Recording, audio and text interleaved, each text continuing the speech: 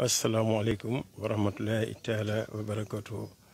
Man la Maguette Mboup bokk ci conseil municipal yi Ngidi la. waaw ba la ñuy commencé foofu ñu waxaadoo inna lillahi wa inna ilayhi raji'un ndax lii dañu ko programmé woon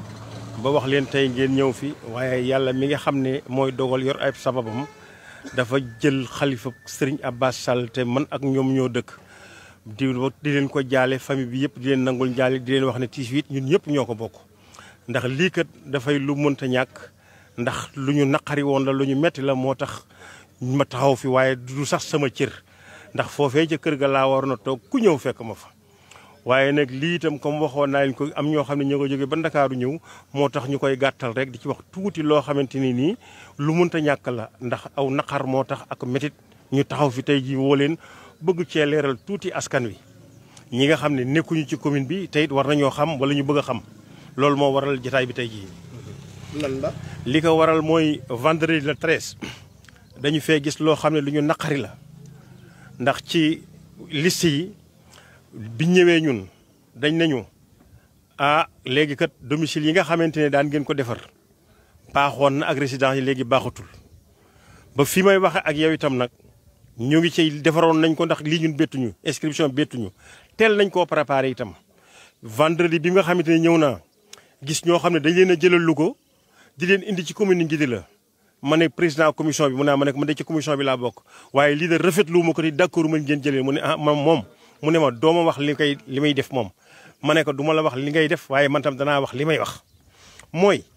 transfert électeur ku mu doon dangaa war a joxe sa certificat de domicile su ko defee chef de quartier bi ne kii kat ci sama quartier la dëkk boo ñëwee ñu mën laa defal résidence ñoom nag ñun dañuy laaj résidence ñu joxe ko suñ domicile ñu joxe ko waaye ñoom am na ñoo xam dañu leen di laaj direct ñu defal leen seen résidence du ñu leen defal sans ñu jaar ci domicile loolu dañ ko ñaawul trop mu metti ma lool ma woo sous-préfet vendredi jotuma ko ma woowaat ko mu ne ma dafa nekk en réunion su génnee dana ma woo woowu ma samedi ma woo ko mu ne dafay dabal woowu ma démb nag ma gën a am lu ma metti ndax wax naa ko itam ma toog 10 heures di ko woo ba 13 heures jotuma ko mu am benn xale ne man de su ma ko woo danaa ko jot te la mu wax dëgg la moo ma yey daf kaa woo mu wuyu ko bi ma ñëwee bureau bi nee naa ko man joxuloo ma benn cër ndax boo gisee man ma kalaame la ñëw woo la mënuma laa jot ma dem ci sa adjoint wax ka li nga xam ne mooy li xew kon soo ñëwee war nga maa woo ma waxtaan ak yow ba léegi defuloo ko mu ne doo ñëw ci sama bureau di ma xas wala nga wax ma ne ko bureau bi suñu bureau la sudul woon ñun bureau du am xam nga ñun dañoo am loo xam ne dañ koo tàmm ñun ñëpp di ko wax te rafetlu wuñ ko ndax kenn dong ci àll bee kenn du fa def bureau population bi tax moo tax ñuy def bureau koo ci waxal ku mu doon nag dana la sama bureau sous-préfet tey li ma yaakaaroon ci moom gisuma ko muy sous-préfet Ngidi la moom nag ak le maire sortant Idrissa Tall ndax ci moom laay commencé ndax ci conseil yi comme li ma la waxee ci laa bokk bi ñuy fal officier état civil bi ñu jël Mourou Aki Diop def ko jox ko arrêté bi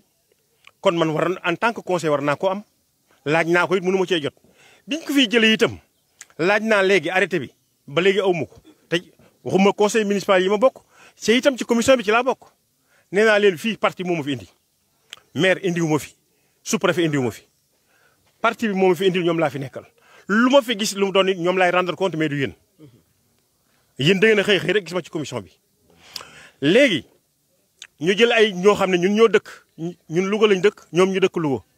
ñu ñëw dañuy bind fii man leen ana seen domicile ñoom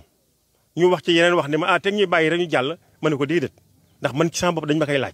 kon yéen bu ngeen ñëwee dañ leen koy laaj ñu ne ñoom dañ leen recommandé rek ak ki joxe domicile yi résidence yi ñu jox leen direct. bu mag la ndax koo xam ne ñi ngi dëkk Louga nee naa sous-préfet mën nañoo dem ba mën leen ñoom ñëpp 15 personnes yi yëpp seen kër ci Louga te mënuñu maa woon benn kër wala boo xam ne kenn kër goo xam ne xam nañ ko ci Ngidi la lu tax ngeen fi inscrire pour lan fraude mënut a passé loolu mënul weesu loolu leneen kay la ñuy wax waaye fraude mënut a passé loolu te itam dama naan am nañu ci ànd ak ñoom ndax fi ñu ko commencé mooy résidence yi bi ñu koy joxee ñun lii bettuñu dañ cee teel a jóg ba ñu jàppee délai bi rek lañ commencé wut seen résidence ba pare ñu ñëw ñu ne yéen la partie le 5 résidence yi valable ma dem ci sous-préfet ne ko luy loolu mu ne maire def na benn arrêté daal nee na lu mu signétul valable. maire bee ko wax wala préfet. non préfet ci moom wax loolu moom. d'accord ne ma loo xam ne maire signétu ko à partir le 5 ma ne ko waaye ñun dañoo amoon avant le 5 mu ne yàlla na 2 mois avant mais valable résidence yi mi ngi nii ñun liñ ci defaroon dañoo pare yii yëpp dañ koo signé woon état civil ñoo ko signé woon. ñu fay ma ne ko yii nañ ko bàyyi mu jàll mu ne ma déedéet signature boo xamante ne wax naa waa commission bi signature boo xam ne mu maire signé wu ko valable tul ma ne ko ñun dañoo fare woon ci lii naka la ñuy def mu ne dañ seet daal loo xam ne mën naa nekk ma ne ko mën ñaanu ma de su fekkee droit la bu ma am jox leen ñu ko su fekkee amuñu ko ngeen jël mais ñaanuñu dara indi ko si wuñ dara itam. mu mooy fekk ba maa ngi comme ni ma yor bii ma yor ci 14 personnes mu ne ma leen daal laay man fukki yi ak ñeent daal danaa bàyyi mu jàll mais leen dootu jàll te it bu ma ko ñaanati ma ne ko man ñaanu ma la de su fekkee droit la bu ma am jox lañ ma ko su ma ko amul bu leen ma ko jox. tey mas ngaa gis ñu état ki nga xam ne moo doon signé officier état civil bi fi ne woon kenn notifié wu ko tey ci yoon bu fekkee ñoom li ñuy wax naan texte yi signature dafa war a valable ndax dañ ko fee jëloon te ba léegi arrêté bi joxuñu ko ne ko nangu nañ suñu signature loolu ndax mooy li ñu doon séenu ci ñoom nekkul ci ñoom muy le maire sortant ak le sous-préfet li ñu doon séenu ci ñoom nekkul ci ñoom taxawaay bi mooy lii kat dañoo bëgg mu saafara wu li koy saafara mooy autorités yi nga xam ne nekk nañ ci dëkk bi ak yi nga xam ne nekk nañ ci réew mi dañoo bëgg kenn ku ne nga jot ci niñ ci jote mooy lii am ci commune yi Ngidila dañoo yaakaar ne ñun 557 communes yi nekk ci Sénégal lii am Ngidila dong la am ndax Ngidila lañ ko gisee de lii moom Ngidila rek lañ ko gis ñu ko feneen nga ñi nga signé la ñëw ñu la signature bi kat valable dul te ñu signé woon ko ba muy koy signé valable na tey ñu ne valable ma ne ko tey la danga naan lu passé le 5 lu maire signé wul valable mu ne ma déedéet lu mosoon ma ne kon danga naan lu mosoon signé valable lu tax état civil yi dox pourtant état civil mi ngi koy yor te moom officier état civil la ba tey ndax arrêté bi moom kenn notifié wu ko bu si kayitu jur boo ko demee ci moom mu signé la ko mu valable mais résidence yi li tax ñu nangu ko ci moom koy mooy li ñu lay wax ne la fraude bi moo tax ñu jëlee ko fa moom tey su fekkoon ci sous-préfet bi la ne woon xëy na du demee nii mais pour lan Louga seen inscription ñu di ko organiser ca préfecture ba fii ñun ñu indi ko ci commune yi pour lan mooy ñoom ñëpp ñoo ko bokk lu ñu xalaat la lu ñu préparé la lu ñu def la ñun nag duñu ko nangu tey duñu ko nangu ëllëg lu ko raw ndax commencé nañ ko ñun ni mu def ba nangu signature dama ne li mu def ba nangu signature ci état civil bi ñun confiance ndax amatul moom ci moom confiance ñun tam amatuñ ci moom confiance tey su fekkoon ñun ñooy dogal wala suñ sañ-sañ la kon moom état civil résidence dootu ko signé ndax du yow soo ñëwee mu laaj la sa domicile moo am ñoo xam ne ci moom lañu àndal bu ñëwee dañu laaj domicile da leen defal direct résidence fan la tegu lu am la mais ñun xam nga li ma la wax léegi dama nekk naa fi moo ak ñoom ci commune bi laa bokk ak ñoom waaye nag sama parti bi moo fi indi parti bi laa fi nekk ñoom nekkul ma leen fi maire nekkul ma fi sous-préfet su fekkee am naa lu ma jaaxal danaa leen ko wax nag bala ma koy wax itam ñi nga xam ne ñoo ma fi teg waa parti bi su saafara woo baax na lii bu ma sañoon du am ndax ki nga xam ne vendredi la affaire bi am vendredi nga toog samedi dimanche ba lundi nga di ko woo ba 16h keneen woo ko ne bu ma ko woo mu wuy ma pour lan. amul luy di si ñun ak luy woyof si ñun ndax fi ñu jëm xam nañ ko ñeme nañ ko wax naa ko démb ne ko 1978 ba léegi maa ngi ci ay élection kon du ma ko jàng fenn lu ma xam la wax naa ko sous-préfet 1978 laa la wax ba léegi maa ngi ci ay élection kon xam naa élection mooy lan ñun élection yi locale la suñuy mbokk la ñuy jonganteel suñu askan la ñuy jonganteel te it am nañ ci yaakaar am nañ ci confiance tam bu wér a wér li ñuy xam ne kay moom mooy ñu ci xaw a jaaxal mooy njuuj njaag yi ñuy def ci biir ndax wax naa keroog ne ko ñaar dana am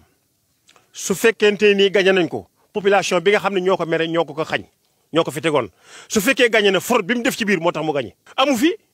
li ñu amatu fi de ñun liñ bëggoon lu transparent mais amuñu ko transparent li ma ko jël su démb li ma taxali ko ma ne ko su fekkee yow li ngay wax lu leer nga bëgg ñun lu leer lañ bëgg kuy ñëw na indi résidence am d'accord ñun nañ wan notification domicile am jeex na ñu inscrire ko mu ne ma loolu du am tey du am ëllëg léegi ma ne ko loolu nag ñun lañ bëgg ku ñëw nañu wan ne kii kat fii la dëkk sangam ñu xool ne kii kat chef de village bi moo ko signé su demee ñu defal ko résidence am mu ne loolu du am tey du am ëllëg ku bëggul lu transparent nag noonu lay def man li ma jot a jël fukki nit lañ ak juróom-benn yoo xam ne Louga lañ leen jële ñu andi leen fii ci commune Ngidila am na ñaar ñoo xamante ni jëlee nañ leen ci Louga yóbbu leen commune Rité Diaw am na ñett ñoo xam ne jëlee nañ leen Louga yóbbu leen Ndaamu Kër Modou Fatma man li nga xam ne recensé naa ko fii ci Ngidila fukki nit ak juróom-benn. asalaamaaleykum mbokki internautes yi mbokki téléspectateurs yi ak ñëpp ñi nga xam ne ñooy seetaan lii nga xam ne moom la ñuy def fii muy point de presse bu am solo boo xam ne dañ koy def waaye bala ñuy sori ñuy jaale ki nga xam ne moo fi bàyyi ko muy Serigne Mansour Sall di ko jaal njabootu Serigne Abbas Sall gépp di ko ñaanal yàlla yokk ay leeram yàlla jéggal ko di waxit ñi nga xam ne ñoom ñoo ko wuutu te nekk fi yàlla jàppale leen ba nga xam ne liggéey bi mu sumboon danañ ko mën a àggale ci jàmm ak salaam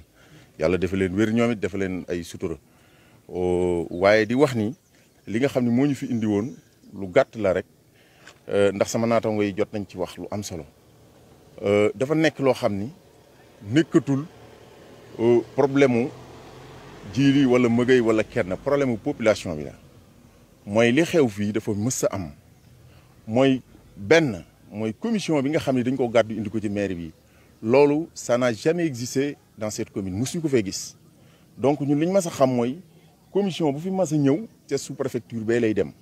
te looloo am ci Sénégal gépp mosuma dégg benn commission bu taxaw ñu naan dañ koy yóbbu ci mairie déjà loolu anomalie la boo xam ni dañ koy dénoncer parce que dafa nekkul loo xam ni lu ñu rafetlu la te man wax naa ko je lui ai appelé pour lui dire que lii nga def nii ñun gëmuñu ni loolu nga war a def ndax yow commission bi wërta nekk fii mu ni ma waaw man naa xool fi ma war a neex ma def ko fi mais du dema wërta demee noonu c'est pas comme ça donc mu nekk loo xam ni dañu koy fustiger di wax ni du loo xam ni moom la war a def ndax tamit am na cër bu ñu ko jox li war mooy ñun li ñu war a def rek la ñuy def mooy bu ñu ko waree woo danañ ko woo xamal ko ni ko lii am na parce que moom normalement moo war a yore arbitrage bi bala ñuy def ci lenn dañ koy woo ni ko waa préfet nangam xew na yow loolu nan la mën a xewee lan nga ci xam moom mu wax lem ci xam ak lam ci xalaat ñun ñu jël en compte xam lan la ñuy war a doxee mais li ñu gis diggante vendredi samedi dimanche ba lundi dañu gis ni dafa am ay complicité yu am ci biir mbir mi ndax man bi ma ko woo xëy na njëkk naa ko woo jëlul ma woowaat ko ñaari numéro jëlul ma woowaat ko à la fin mu jël bi mu jëlee dafa ma attaqué xuloo loolu mooy position faiblesse ndax loolu boo ko gisee rek loolu mooy yow amu argument parce que dafa ñëw rek attaqué ma xuloo ma di ko déglu ba mu pare ma ni ko man préfet xuloowuma li ma lay wax mooy ñun dañu am ay représentants au niveau de Benno Bokk Yaakaar ñun Mëgëy Mbuub moo fa nekk ak Jamil Diop léegi nag ñoom bu ñu ñëwee indil ma man en tant que mandataire wax ma ni man nangam ak nangam moo xew ci commission bi man dama lay woo pour laaj la yow loolu lan la ko mën a gisee bu ma la ko laajee tontu ma correctement ni ma nangam ak nangam ma xam loolu nan nañ koy régler mais yow ni ngay waxee nii du man lu ma comprendre ci responsable parce que du jëfi responsable ngay comporté woo yenn comportement yi donc on en a discuté un peu bon mu ne ma waaw léegi daal yéen xool leen li ngeen def non ñun nag duñ fi nekk di wax mais li ñu koy xamal mooy lépp lu ñu nar ñun xam nañ ko lépp lu ñuy def xam nañ ko du début à la fin ndax lii datewul tey c'est depuis problème mu jëleeru si lii te lañ xamee woon ni y a quelque chose boo xam ne mi ngi ñëw mais ñun xam nañ bu baax fi ñuy taxaw xam nañ bu baax lan nañ war a def te li ma wax ñu bari danañ ko xam te depuis jëleeru seen problème suuf yooyu ca la affaire yi commencé ba ci njiidi la gii seen problème yi noonu la doon jéem a def mais ñun toujours dañ koy xamal ni ko li ngay wax ñun defuñu loolu ñun li ñu bëgg a def la ñuy def yow gérer sa côté administration ñun ñu gérer suñu côté politique parce que ñun dañuy politique yow administration nga yor demal ci sa administration nga def bu dee ay texte ngay wax texte yi li nga ci xam rek lañ ci xam amul lenn loo xam texte yi wax na ko loo xam ne yow xam nga ko ñun xamuñu ko bu dee nag da ngaa ñëw exiger nit ñi ni ku indi domicile na indaale ku indi résidence na indaale domicile ñun ñu koy indi waaw mais beneen partie bi na ko indi ñun loolu rek lañ demandé wuñu leneen demandé wuñu de plus lim indi ñun li nga xam ne moom la ñu indi ñoom nañ ko indi rek ñun duñ am benn problème ak ñoom te fii mu sa am problème ba ma xamee ngir di la ba léegi musuma fee dégg benn problème kon ñi ngi leen di wax ni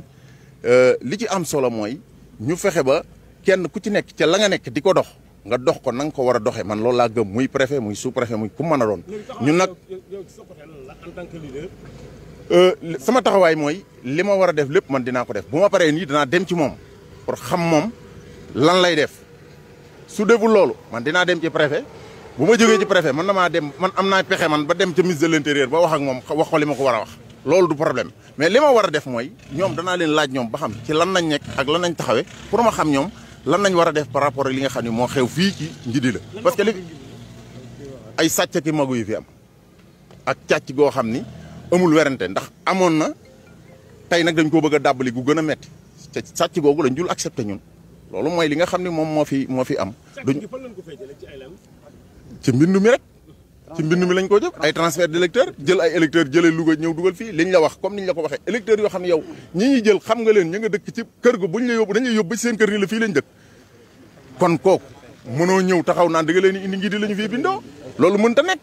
donc loolu dafay indi problème même bu dul dara bu ñu demee ba ca élection yi day indi coow loo xam ne fii kenn du ko mën a lijjanti donc nag léegi dañ ko war a lijjanti daar ñu xam ko parce que préfet bii moom moo doxalu li nga xam ne moom la war a doxal muy le sous-préfet là moo doxalu li mu war a doxal mais bu ko doxaloon mën naa am duñu àgg fii donc nag ñun li ñuy bañ rek mooy ay coow nag amul njariñ fii mës a am coow muy njidi la moom moo war a arbitré wu comme arbitré wu li mu war a arbitré nag ñun danañu doxal li ñu war a doxal li ci am solo mooy li nga xam ni mooy juridiction yi danañ leen saisir